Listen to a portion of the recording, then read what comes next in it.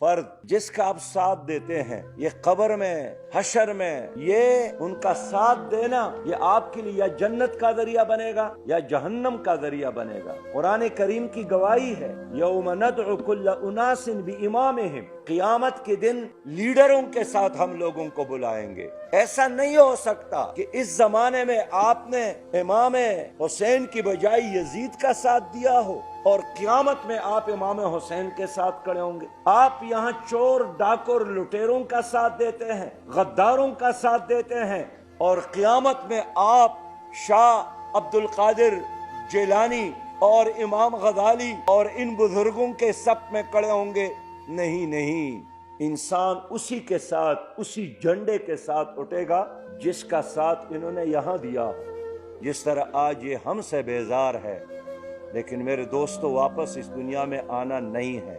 تو یہ جو تصور ہے کہ اگر میں نے زرداری کا ساتھ دیا، شہباز شریف کا ساتھ دیا، عمران کا ساتھ دیا، کسی اور کا ساتھ دیا، ان کو حکومت ملتی ہے، وہ سود کا نظام قائم کرتا ہے، وہ کرپشن کو عام کرتا ہے، وہ ظلم کو عام کرتا ہے، وہ قوم کے خزانوں کو لوٹتا ہے، وہ توشہ خانوں کو لوٹتا ہے، وہ امریکہ کے غلامی کرتا ہے، وہ کشمیر کو بیچتا ہے، وہ ڈاکٹر آپیا کو امریکہ کے حوالے کرتا ہے، وہ ریمنڈ ڈیوس کو حوالے کرتا ہے، وہ قوم کے نظریے کے ساتھ، پاکستان کے نظریے کے ساتھ بے وفائی کرتا ہے، غداری کرتا ہے، لوگوں کو لوٹتا ہے۔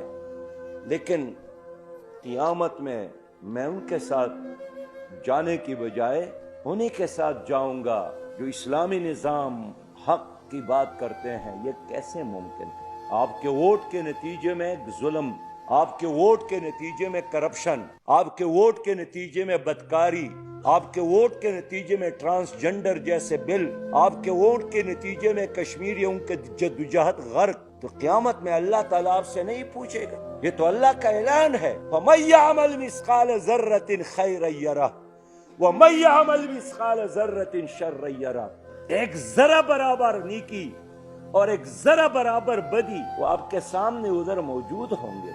اور پھر سورہ البقرہ میں اللہ تعالیٰ نے وہ سارا منظر بتایا ہے کہ یہ جو لیڈر ہے یہ قیامت میں اٹھیں گے، اور جب دیکھیں گے کہ ان کے فالوور، یہ جیالے، مستانے اور متوالے، کارکنان اور سپورٹر اور ووٹر ان کے گرد جمع ہیں، قرآن فرماتا ہے کہ یہ ان کو کہیں گے کہ ہمارے پاس جمع نہ ہو، ہم سے ذرا فاصلے پہ رہے، اس اوپی کا خیال رکھے۔